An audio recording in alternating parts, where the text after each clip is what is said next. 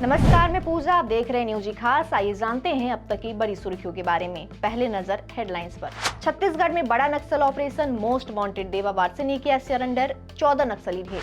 BCCI का निर्देश, KKR Bangladeshi cricketer Mustafizur Rahman को टीम से हटाए। दिल्ली में कोहरे से राहत, लेकिन एक्यूआई अभी भी खराब श्रेणी में। समाज सुधारक सावित्रीबाई फूले की जयंती, पीएम मोदी ने दी श्रद्धांजलि। प्रयागराज माघ मेले का पहला स्नान आज, अब तक 9 लाख श्रद्धालुओं ने लगाए डुबकी। इंदौर जहरीला पानी मामला, 15 मौतें, राहुल गांधी ने सरकार पर साधा निशाना। बरेली से बीजेपी विधायक डॉक्टर श्याम बिहारी लाल का हार्ट अटैक से निधन, कल ही मनाया था बर्थडे। उत्तराखंड मंत्री के पति के बयान पर बिहार में सियासी बवाल, माफी के बाद भी हो रहा जबरदस्त विरोध। चांदी की कीमत में उछाल, एक दिन में कीमत 5300 रुपए बढ़ी। अब खबरें विस्तार से।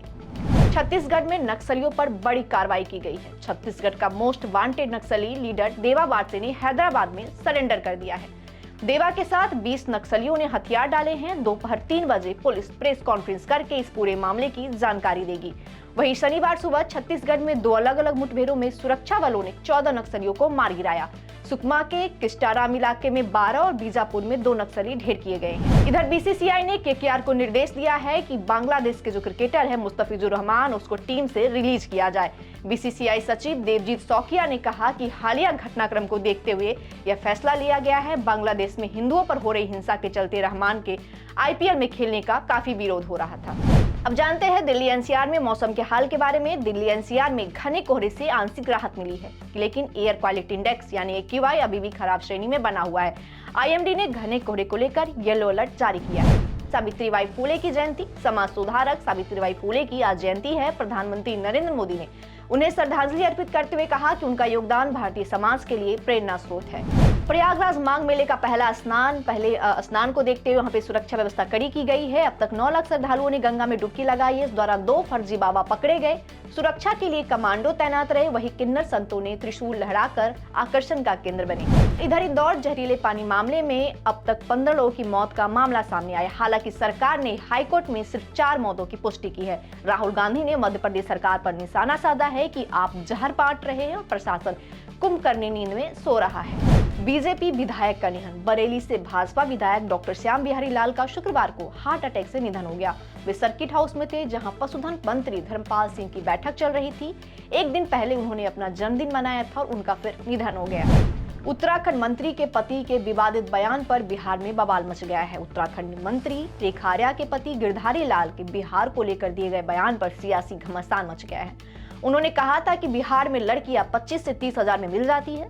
आरजेडी और जदयू ने कड़ी कार्रवाई की मांग की है। विवाद बढ़ने के बाद उन्होंने माफी मांग ली, लेकिन इसके बाद भी उनका विरोध हो रहा है। दुनिया के लिए इस वक्त एक बेहद गंभीर खबर सामने आ रही है। अमेरिका ने वेनेजुएला पर हमला कर दिया है। वेनेजुएला की राजधानी काराकास में कम से कम 7 जोरदार धमाकों की आवाजें सुनी गई है और शहर के ऊपर नीचे उड़ान भरते कई सैन्य विमान देखे गए हैं। रात के सन्नाटे में गूंजे धमाकों ने पूरे काराकास को दहशत में डाल दिया है। रशिया टुडे की रिपोर्ट के मुताबिक अमेरिकी वायुसेना ने वेनेजुएला के इस्ला मारिटा द्वीप पर बमबारी की है। यही वो इलाका है जहां वेनेजुएला की सेना के सबसे अहम और हाई सिक्योरिटी सैन्य अड्डे मौजूद है। हालांकि कुछ अन्य अंतर्राष्ट्रीय मीडिया संस्थानों ने काराकास में धमाकों की पुष्टि की है, लेकिन अभी तक आधिकारिक सैन्य बयान का इंतजार है। गौर करने वाली बात यह है कि अमेरिकी राष्ट्रपति डोनाल्ड ट्रंप पहले ही चेतावनी दे चुके थे कि अमेरिकी सेना आने वाले दिनों में वेनेजुएला के भीतर जमीनी सैन्य कार्रवाई शुरू कर सकती है। और अब राजधानी में धमाके हो रहे हैं। आसमान में लड़ाकू विमान जिस तरह से उड़ रहे हैं, उससे दुनिया को एक साफ संदेश मिल रहा है। धमाकों के बाद काराकास के अलग अलग इलाकों में लोग घरों से बाहर निकल आए। कहीं पर अफरा तफरी का माहौल है, कहीं पर भगदड़ मची हुई है, तो कहीं लोग शहर छोड़ते भी दिखाई दे रहे। यहाँ तक कहा जा रहा है कि वेनेजुएला के राष्ट्रपति ने भी राजधानी छोड़ने का पूरा प्लान बना लिया है। वो अपना बैग पैक कर रहे हैं। हालांकि वेनेजुएला सरकार की ओर से अब तक कोई आधिकारिक प्रतिक्रिया सामने नहीं आई है। यह हमला ऐसे वक्त में हुआ जब हाल के दिनों में अमेरिकी सेना ड्रग तस्करी से जुड़ी वेनेजुएला के कई नावों को निशाना बना चुकी है। वेनेजुएला के राष्ट्रपति निकोलस मादुरो पहले ही अमेरिका पर गंभीर आरोप लगा चुके हैं। एक इंटरव्यू में मादुरो ने कहा था, अमेरिका वेनेजुएला में सरकार बदलना चाहता है। उसका मकसद उनके विशाल तेल भंडार पर कब्जा करना है। इधर ईरान में भी स्थिति कुछ ठीक नहीं है। ईरान के सुप्रीम लीडर अयतुल्ला अली खामनेई के खिलाफ जेनजी का गुस्सा सड़कों पर देखने को मिल रहा है। बढ़ती महंगाई को लेकर बीते 5 दिनों से जारी जेनजी के विरोध प्रदर्शन ने हिंसक रूप ले लिया है। इसमें कम से कम 6 लोग मारे गए हैं। विरोध प्रदर्शन के दौरान जेएनजीओ ने तानाशाह मुर्दाबाद के नारे लगाए। इधर चांदी की कीमत में एक दिन में काफी उछाल देखा गया। 5300 रुपए की बढ़ोतरी दर्ज की गई है। 1 किलो चांदी अब 2,34,550 रुपए पर पहुंच गई है। बीते 10 दिनों में चांदी 34,483 रुपए महंगी हो चुकी है। साल 2025 में चांदी की कीमत में 167% की बढ़ोतरी दर्ज की गई है। न्यूज़ी खास में फिलहाल इतना ही। आप देखते रहिए न्यूज़ इंडिया।